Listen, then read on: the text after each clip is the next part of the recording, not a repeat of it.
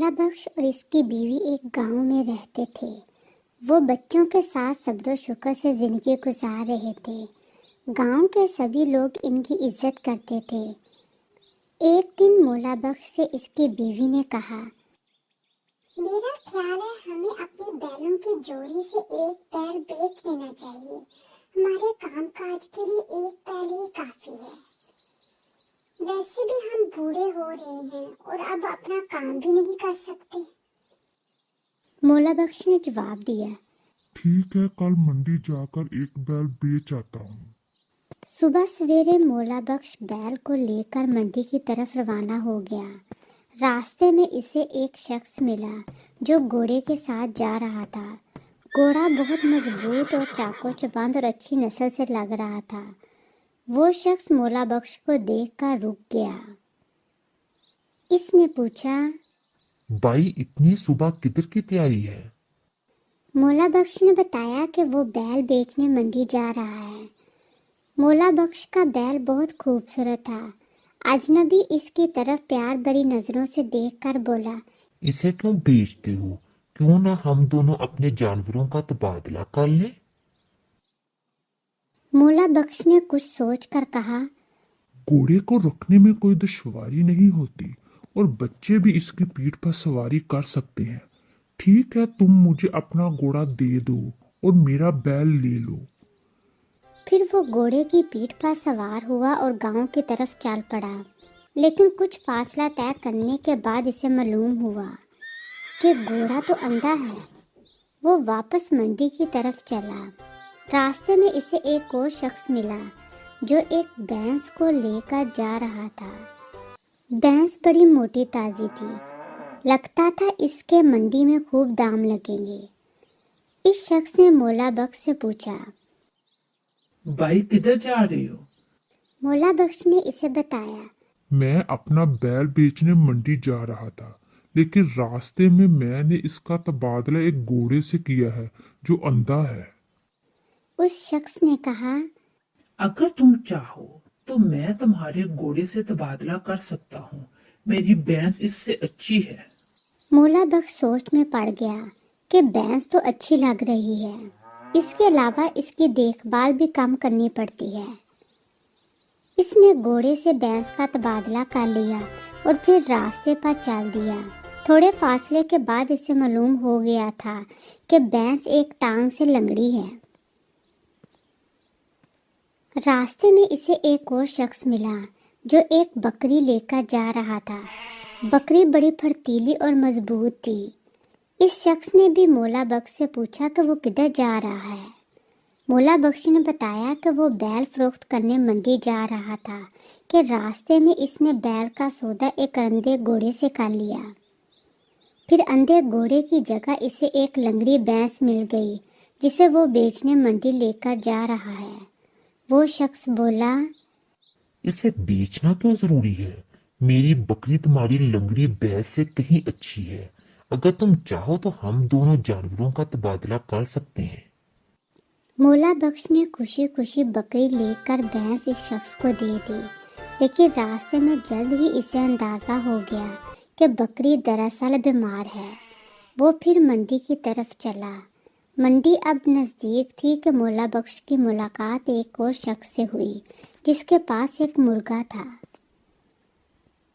اس سے بات چیت کے بعد انہوں نے پھر جانور تبدیل کر لیے۔ دوپہر کا وقت تھا اور اسے بہت بھوک لگ رہی تھی، لیکن اس کے پاس پیسے نہیں تھے۔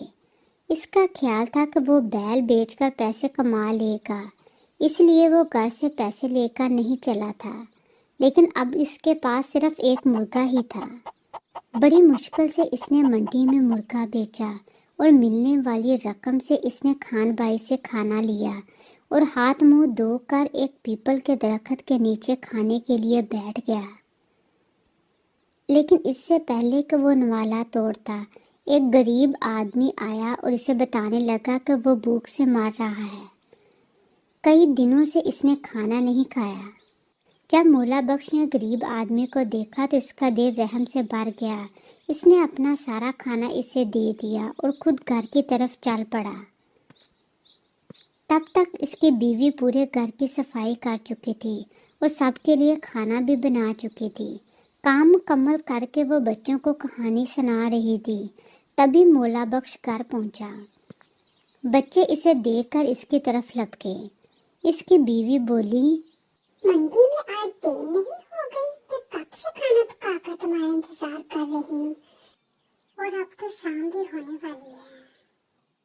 मोला बख्श ने कहा, वाकई मुझे देर हो गई है। मैं तुम्हें सारे दिन की दास्तान सुनाता हूँ, लेकिन पहले मुझे पानी पिलाओ। पानी पीने के बाद मोला बख्श ने बताया, मैंने बैल नहीं बेचा, बल्कि इसका तबादला एक घोड़े से कर लिया था। ये सुनकर इसकी बीवी खुशी से बोली, चलो अच्छा हुआ, बच्चे इस पर सवारी करेंगे। बैल किस काम का था? जाओ बच्चों, बाहर जाकर घोड़े को बांधो। मोला बख्श ने कहा, ठहरो ठहरो, मैं घोड़ा नहीं लाया। मैंने इसका सौदा एक भैंस से कर लिया था। इसकी बीवी खुश हुई। ये तो और भी अच्छा हुआ।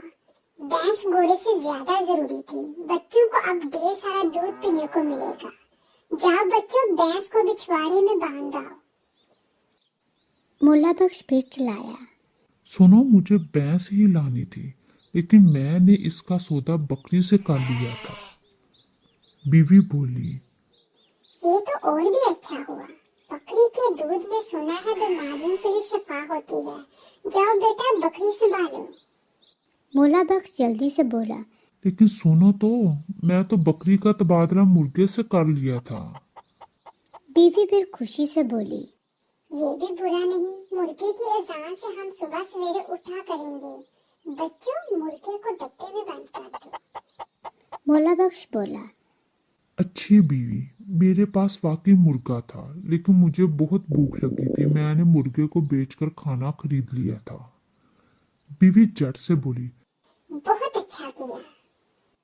वो बिल्कुल परेशान नहीं थी। पूछने लगी, तुमने खाना ठीक से खा लिया था? मुर्गा जरूरी नहीं था। तुम्हारी सेहत ज्यादा जरूरी है। मोला बख्श ने कहा, लेकिन आगे तो सुनो क्या हुआ। मैंने तमाम खाना एक भूखे एक फकीर को दे दिया। बीवी बोली, और तुम खुद भूखे रहे। लेकिन कोई बात नहीं, किसी फकीर को खाने से मना नहीं करना चाहिए। अब उठो, हाथ धो लो और खाना खा लो। सब तुम्हारा इंतजार कर रहे हैं। सब ने मिलकर खाना खाया और सो गए। अगली सुबह मोला बख्श उठा और उसने घर का दरवाज़ा खोला तो वो ये देखकर हैरान रह गया। इसके घर के बाहर एक बैल था जो बूढ़ा नहीं था, एक घोड़ा खड़ा था जो अंधा नहीं था, एक भैंस थी जो लंगड़ी नहीं थी, एक बकरी थी और एक मुर्गा था जो बीमार नहीं थे। साथ एक कागज़ पर कुछ लिखा हुआ था। दोनों मियाँ बीवी इसे पढ़ने लगे। लिखा था, मैं तुम्हारे मुल्क का बादशाह था जो फकीर के बेस में तुम्हें मिला, और वो सब परिंदे भी मेरे बेचे हुए थे, और तुम्हारी नेक नीति की वजह से ऊपर वाले के हुक्म से तुम्हें इनाम दिया गया है। इसे कबूल करो। Subscribe to my channel. Subscribe to my channel.